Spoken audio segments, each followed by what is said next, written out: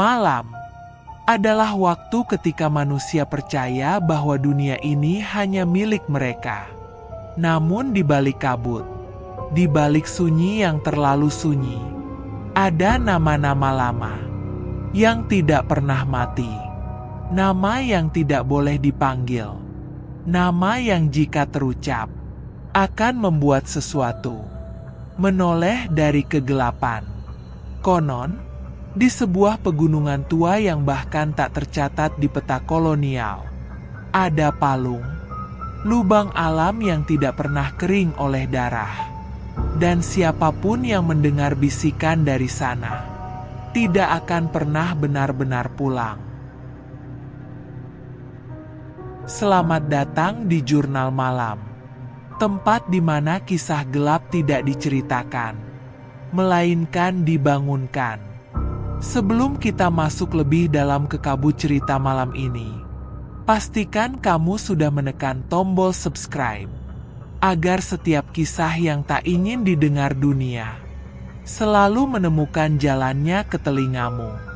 Pegunungan Alas Tua terletak jauh dari jalur wisata, bukan karena tidak indah, melainkan karena selalu menolak manusia. Kabut di sana tidak bergerak seperti kabut biasa.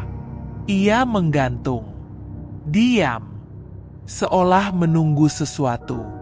Menurut warga tua, kabut itu adalah napas penjaga palung. Saksi pertama dalam kisah ini bernama Rangga, seorang pemuda pencari rotan yang nekat masuk sendirian. Kabutnya terlalu rendah, dan baunya seperti besi karatan. Ucap Rangga dengan suara gemetar saat ia menceritakan pengalamannya. Sebelum menghilang 3 hari kemudian, di tengah hutan, Rangga menemukan sebuah lubang besar. Bukan jurang, bukan goa, melainkan palung dengan dinding batu hitam basah dan dasar yang tidak terlihat. Senter Rangga tidak memantulkan cahaya, seolah palung itu menelan terang. Dan dari dalamnya terdengar suara perempuan, pelan, serak, berlapis. Turunlah, darahmu masih hangat. Suara itu tidak datang dari satu arah. Ia datang dari segala arah. Menurut manuskrip lontar yang disimpan tetua adat, palung itu adalah tempat disegelnya Ratu Darah Kabut, seorang perempuan pemimpin ritual kuno, yang pada masa kerajaan awal Nusantara, mengorbankan ratusan orang, demi keabadian penjaga wilayah. Namun ritual itu gagal, tubuhnya terkoyak, jiwanya terikat, dan darahnya mengalir menjadi kabut. Sejak itu, ia menjadi penagih pengganti. Rangga mengaku, saat ia hendak pergi, tanah di belakangnya sudah tidak ada. Hutan berubah, pohon-pohon berdiri terlalu dekat, akar-akar seperti jari, dan suara perempuan itu kembali berbicara. Kali ini lebih dekat. Kau dengar aku, bukan?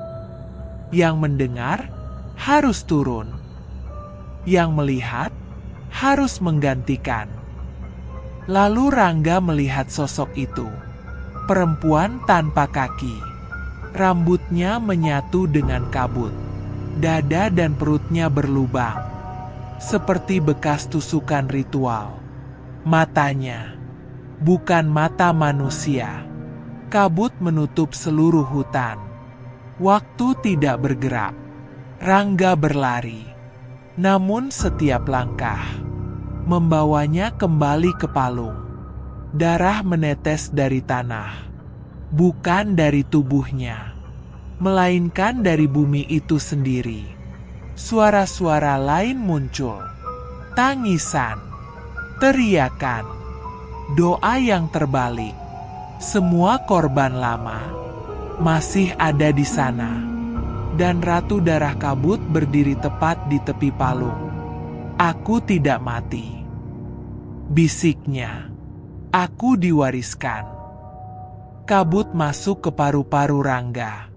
Matanya memerah, dan tubuhnya mulai diam. 3 hari kemudian, warga menemukan Rangga berdiri di tepi hutan, tegak, diam, tersenyum. Namun, bayangannya tidak menyentuh tanah. Dan saat seorang warga menyapanya, suara yang keluar bukan suara Rangga. Palung masih lapar. Tubuh itu jatuh, kosong, tanpa darah. Sejak malam itu, kabut di alas tua menjadi lebih tebal, dan tetua adat menemukan satu hal mengerikan. Nama Rangga sudah tertulis di lontar kuno sebagai penjaga berikutnya. Artinya, kisah ini bukan tentang orang yang tersesat, melainkan tentang takdir yang dipanggil pulang. Jika suatu malam kamu mendengar bisikan yang memanggil namamu dari kabut, jangan jawab, jangan menoleh, karena legenda kuno tidak mencari korban. Ia hanya menunggu pengganti. Aku pamit, dan seperti biasa, selamat malam. Jika kamu masih berani memejamkan mata.